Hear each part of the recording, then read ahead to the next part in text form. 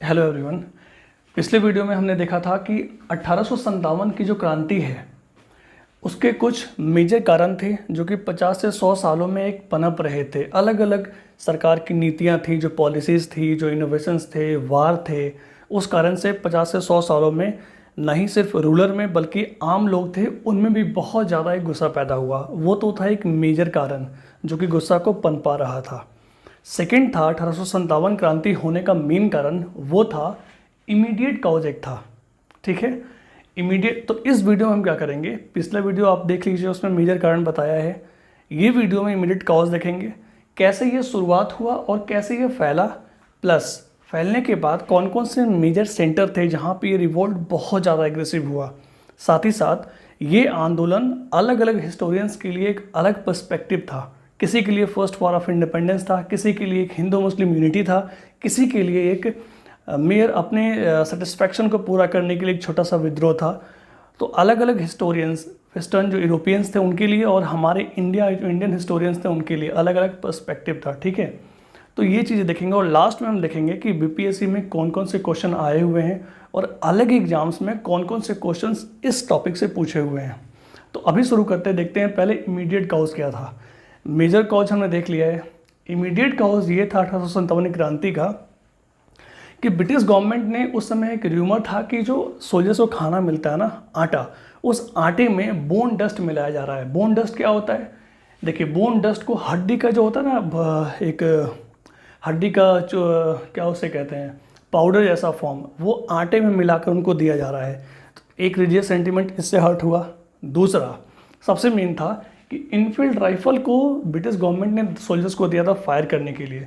उसमें ऐसा बिलीफ था कि उसका जो कैट्रियज था ना, कैट्रियज, उस कैट्रियज को बनाने में ग्रीस का इस्तेमाल हुआ था और वो ग्रीस बना था बीफ से या पिग फॉट से, पिग फैट से।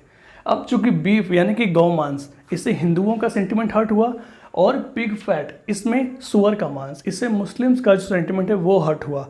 तो हिंदू मुस्लिम दोनों ये सोल्जर्स में काफ़ी ये एक सेंटिमेंट गया कि हमारे धार्मिक भावनाओं से, रिलीजियस सेंटिमेंट से ब्रिटिश गवर्नमेंट खेल रहा है। ये एक इमीडिएट था जो एक फ्यूल की तरह काम किया और ना ही सिर्फ हिंदू मुस्लिम बल्कि सिख भी काफ़ी ज़्यादा एग्रेसिव हुए और ये एग्रेसिवनेस हमारे सिपोइज में था, यानी कि सोल्जर्स में था। ठीक है, इसके कारण हुआ क्या हुआ, ये कि 19th native infantry, Barhampur Bengal में एक जगह है जहाँ की 19th इन्फेंट्री है, नेटिव इन्फेंट्री।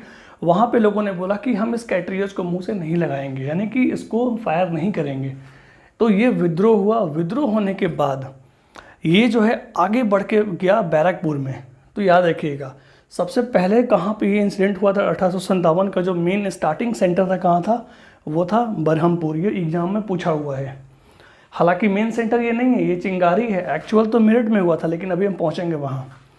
तो जब बरहमपुर में वहाँ की इन्फेंट्री ने विद्रोह किया तो ये बात बगल की इन्फेंट्री में पहुँचा, वहाँ के जो सोल्जर्स थे वहाँ तक बात पहुँचा। वो जगह कौन था? बैरकपुर। अब बैरकपुर में क्या हुआ कि बैरकपुर में थे एक हमारे सिपाही, बहादुर सिपाही, वो थे मंगल पांडे। अब मंगल पांडे थे 34th नेटिव इन्फेंट्री के। इन्होंने क्या किया कि उस चीज़ का बदला लेने के लिए कि कैसे हमारे धार्मिक भावनाओं से खेल रहे हैं, इसके लिए उन्होंने वहाँ के लेफ्टिनेंट और सार्जेंट को गोली से मारा। ह्यूसन एंड बॉक को उन्होंने गोली मारा। हालांकि मरे नहीं, लेकिन वो घायल हो गए। लेकिन उनको पकड़ लिया गया और पकड़ लेने के बाद 8 अप्रैल 1857 को उनको फांसी दे दी गई। जब इनको फांसी दी गई ना, तो अगल बगल जो भी छावनी थी, सिपाहीज थे, बटालियन थे, सब में ये भयानक गुस्सा फैल गया कि हमारे फौजियों को मारा जा रहा है। ठीक है, और फिर ये जो है इस मैसेज स्प्रेड होते होते आगे फैलते फैलते ये गया, पहुंचा बटालियन कहाँ तक? मेरठ में पहुंचा।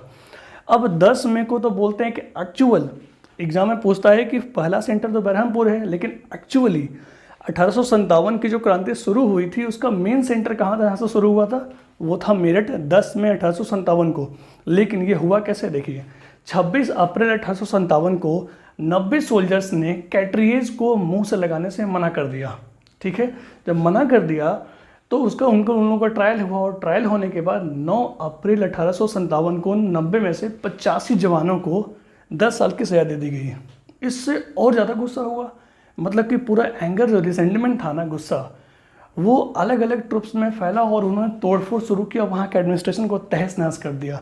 और फिर जाके वही 9 अप्रैल को तो सजा हुआ था, तो फिर 10 अप्रैल उसी के रिस्पॉन्स में ये सारा कुछ हुआ। और फिर कहते हैं, इसीलिए कहते हैं कि 10 मई 1857 को एक्चुअली रिवोल्ट हमारा बिगिन हुआ मेरठ से।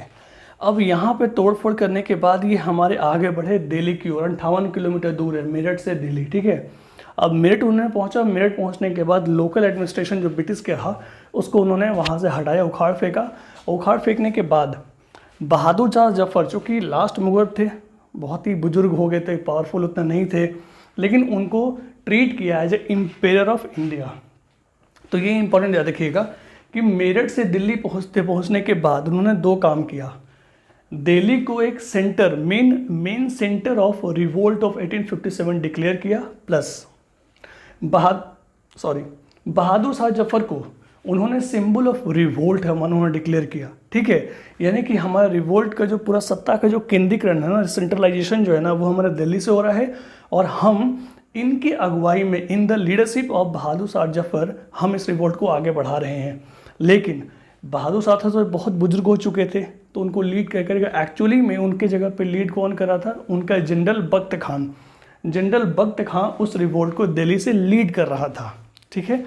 अब जब ये पता चला कि दिल्ली कैप्चर कर लिया है हमारे अपने रिवॉल्यूशनरीज ने, यहाँ के नेशनलिस्टों ने, सिपॉइज ने, तो ये आग की तरह बात फैला। और फैलने के बाद अलग अलग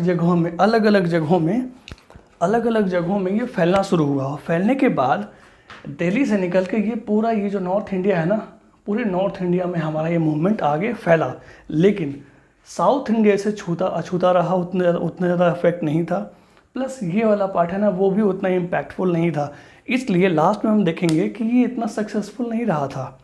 क्योंकि साउथ का जो पोर्शन था वो इन्वॉल्वमेंट था ही नहीं, उतना कोई इफेक्ट नहीं था उनका। प्लस ये वाला पोर्शन है, ये भी उतना हमारे रोल में उतना मूवमेंट ने साथ नहीं निभाया। जो था सो इसी सेंटर में था, ठीक है। तो यहाँ तक हमने क्या देखा, इमीडिएट कॉज देखा। प्लस शुरुआत कहाँ से हुआ, बरहमपुर से फैलते बैरकपुर, उसके बाद मेरठ आया, मेरठ से दिल्ली आया। और दिल्ली जब पता चल गया कि हाँ कैप्चर हो चुका है, तो दिल्ली के बाद फिर जगह जहाँ मूवमेंट है ना, वहाँ एग्रेसिवनेस पकड़ा। तो अब हम देखते हैं कि कौन कौन से मेजर सेंटर थे और वहाँ पे कौन कौन से उन्होंने लीडर थे जो उसको लीड किया है, और उसको दबाने में, यानी कि हमारे जो लीडर्स थे, नेशनलिस्ट थे, उनको किस ब्रिटिश ऑफिसर्स ने दबाया, ठीक है। हम ये देखते हैं नाउ। अब देखते हैं कि इसमें कौन कौन सा हमारा मेजर स्टॉर्म सेंटर था, जहाँ पे ये काफ़ी बहुत ही स्पीडली बढ़ा और काफ़ी स्ट्रॉन्ग सेंटर माना जाता है 1857 के रिवोल्ट में। तो देखिए, एक सेंटर था हमारा दिल्ली, जिसको लीड कर रहे थे बहादुर शाह जफर, लेकिन चूंकि वो बुजुर्ग हो चुके थे, करीब तकरीबन 80 साल के हो चुके थे वो, इसलिए रियल कमांडर किसके हाथ में था, कमांडेंट, वो था जनरल बख्त खान, जो कि बरेली ट्रुप्स को लीड कर रहा था और वो बरेली से दिल्ली तक ट्रुप्स को लाया था, ठीक है। दिल्ली हमारा हो गया, मेरठ हमने देखा ही है। फिर हमारा है बरेली। बरेली में खान बहादुर लीड कर रहे थे वहाँ के ट्रुप्स को, उस रिवोल्ट को। फैजाबाद से लीड कर रहे थे मौलवी अहमदुल्ला, ठीक है। फिर हमारा आता है कानपुर। अब कानपुर से हमें लीड कर रहे थे नाना साहेब। देखिए, नाना साहेब थे ना, नाना साहेब वो एक अडॉप्टेड सन थे, लास्ट पेशवा थे ना बाजीराव टू, उनके अडॉप्टेड सन थे। तो इसलिए काफ़ी ज़्यादा उनमें एंगर भी था, उनको निकाल दिया गया था और फिर वो विद्रोह में गए और कानपुर से उसको लीड किया। फिर हमारा लखनऊ से लीड किया था बेगम हजरत महल ने, ठीक है। ये देखिए यहाँ पे क्या है कि Henry Havelock and sir James Outram, बहुत कोशिश की लेकिन कुछ हो नहीं पाया। लास्ट में कॉलिन कैम्पबेल को आना पड़ा और फिर तब जाकर लखनऊ को कैप्चर किया उन्होंने। ये हो गया। फिर हम बिहार में 2 सेंटर था, बिहार में 2 सेंटर। पहला था पटना, हालांकि पहला था आरा, मेन सेंटर क्या था, आरा को लीड कर रहे थे कुंवर सिंह, वीर कुंवर सिंह, जो कि जगदीशपुर करके हमारा एक जगह है, वहाँ से वो वहाँ के ज़मींदार थे। और पटना से लीड किया था पीर अली ने, जो कि एक बुक वहाँ के, उनका एक बुक का दुकान था, जो कि बुक की दुकान से ही वो छोटे मोटे एरिया में उस जगह से उन्होंने लीड किया है, पीर अली, पटना से पीर अली। लास्ट हमारा है झांसी। झांसी देखिए, ये पूरे रिवोल्ट का सबसे मेन सेंटर था ये। और देखिए इसमें हुआ क्या था, एक ऐसी औरत जो मर्द की तरह लड़ी थी, ऐसी औरत जो मर्द की तरह लड़ी थी, और ऐसा मैं नहीं बोल रहा हूँ, उस समय के जो अलग अलग कमांडर थे, जो लेफ्टिनेंट वगैरह थे, जो उसको लीड कर रहे थे, अभी आगे मैं एक टेबलेट फॉर्मेट बना के दूंगा कि कौन से जगह से कौन लीड किया और कौन से ब्रिटिश ऑफिसर्स ने रिवोल्ट में अगेंस्ट में सप्रेशन में काम किया। तो झांसी से रानी लक्ष्मीबाई अकेली ऐसी औरत थी जो मर्दों के लिए लड़ी।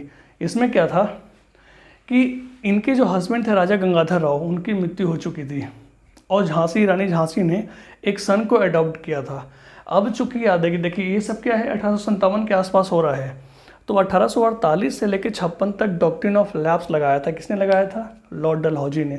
और वो क्या कहता है कि अगर कोई नेचुरल हायर नहीं है, मतलब कोई अगर अपने किसी लड़के को या किसी बच्चे को अडॉप्ट किया है, तो वो जो है उस एम्पायर का नेचुरल रूलर नहीं होगा, उस केस में हम उसको सीज कर लेंगे। तो वही हुआ था झांसी में कि झांसी में इन्होंने रानी झांसी ने तो बच्चे को अडॉप्ट किया था, अपना बच्चा तो था नहीं, इसलिए डॉक्ट्रिन ऑफ लैप्स के तहत डलहौजी ने उस स्टेट को कैप्चर कर लिया, झांसी को। इसी के तहत रानी लक्ष्मीबाई ने एक स्टेटमेंट दिया था जो कि काफ़ी फेमस हुआ और रिसेंटली एक मूवी भी बना था, कंगना रनावत ने बनाया था कि मैं अपनी झांसी नहीं दूंगी, I shall not give away the Jhansi.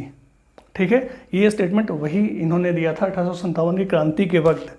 और फिर जाके ये ताते तोपे से मिली, ताते तोपे ने इनका साथ दिया और फिर ये ग्वालियर की ओर मूव किए। हालांकि सिकंदिया ऑफ ग्वालियर ने इस 1857 की क्रांति में सपोर्ट नहीं किया था अपने इंडियन रिवोल्यूशनरीज को, और इन्होंने सपोर्ट किया था किसका? ब्रिटिश को। तो सिकंदिया ऑफ ग्वालियर ने 1857 की क्रांति में हिंदुस्तानियों का सपोर्ट ना करके अंग्रेज़ों का सपोर्ट किया था। अभी मैं एक टैबलेट फॉर्मेट में बना के आपको दे रहा हूँ, ठीक है। इसको आप इसका भी स्क्रीनशॉट ले लीजिए ताकि मैप का लोकेशन चल जाए पता, काफ़ी इंपॉर्टेंट होता है। और टैबलेट फॉर्मेट में दूंगा, उसका भी स्क्रीनशॉट ले लीजिएगा।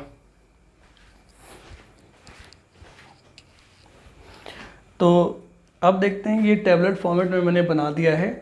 ये हमारे सेंटर्स थे, ये हमारे लीडर जो लीड कर रहे थे, और कौन कौन से हमारे ब्रिटिश ऑफिसर्स थे जिन्होंने सप्रेशन का रोल निभाया, जिन्होंने काफ़ी ब्रुटलिटीज़ किया है। तो ये हमारे ब्रिटिश ऑफिसर्स के नेम हैं। तो दिल्ली में लीड करे थे बहादुर शाह जफ़र, लेकिन रियल कमांडेंट कौन थे? जनरल बख्त खान। और इस दिल्ली के सेंटर को जिसने सप्रेस किया था वो थे जॉन निकलसन। हालांकि जॉन निकलसन लड़ाई करते वक्त घायल हुए, फिर उनकी मृत्यु हो गई, और फिर उसको लीड किया हडसन ने फाइनली दिल्ली को जीता।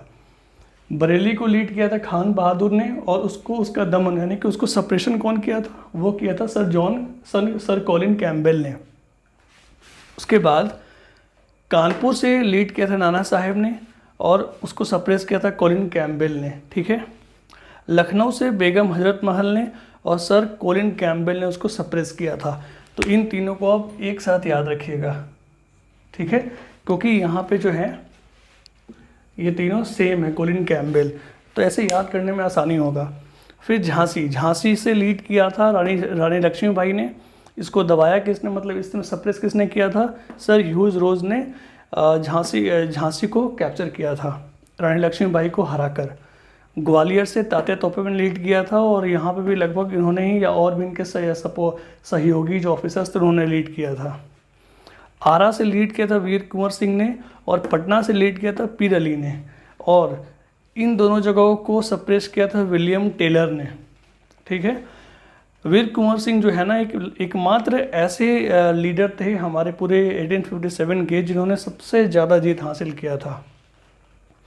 इलाहाबाद और बनारस से लियाकत अली ने लीड किया था, और इस प्लेस को सप्रेस किया था जनरल नील ने। तो चूँकि वीडियो ऑलरेडी बहुत लंबी हो चुकी है, तो मैंने स्टार्टिंग में कहा तो था कि मैं सारी चीज़ें कवर कर दूंगा, बट वीडियो थोड़ी लंबी हो चुकी है। तो जो बाकी की चीज़ें बच गई हैं कि इसका कंसेक्वेंस क्या हुआ, 1857 क्रांति जब ख़त्म हो गया तो फिर क्या बदलाव आया, और उसके बाद अलग अलग हिस्टोरियंस का क्या व्यू था वो हम देखेंगे। प्लस जो इम्पोर्टेंट क्वेश्चन आए हुए हैं बीपीएससी में या फिर और भी अलग अलग एग्ज़ाम में, वो हम अगले वीडियो में पूरा कंप्लीट कर देंगे। तो हमारा 1857 का पूरा टॉपिक कवर हो जाएगा, और इससे एक या दो क्वेश्चन हर एग्ज़ाम में लगभग ज़रूर आते हैं। तो आई गेस कि इसका आप स्क्रीनशॉट चाहे तो ले लीजिए, और नेक्स्ट वीडियो में पूरा हम इसको फिनिश कर देंगे, ठीक है। तो वीडियो देखने के लिए बहुत बहुत शुक्रिया। इस वीडियो को शेयर ज़रूर कीजिएगा ताकि इंग्लिश में जो भी प्रिपेयर करें उनको एक हेल्प हो जाए, कंटेंट उनको फ्री में मिल जाए।